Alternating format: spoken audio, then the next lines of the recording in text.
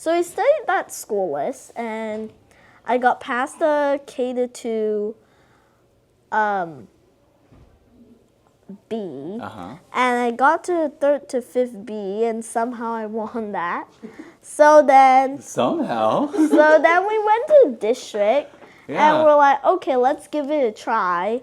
And again, somehow I got second place in it. And then in the regional, I got 6th place. In 1st grade and up, they have a class B, not just like the teacher picks the best representative.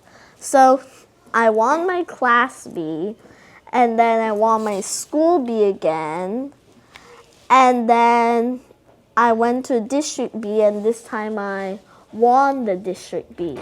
So then I went to regional, and this time I tied for 7th place. Wow.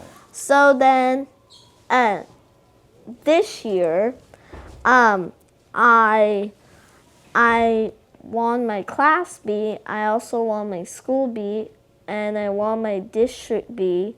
And then regional, they didn't really decide who the winner was. There were three people going to nationals, but they didn't like go down to a final person. So I would say I tied with 3 people for 1st place.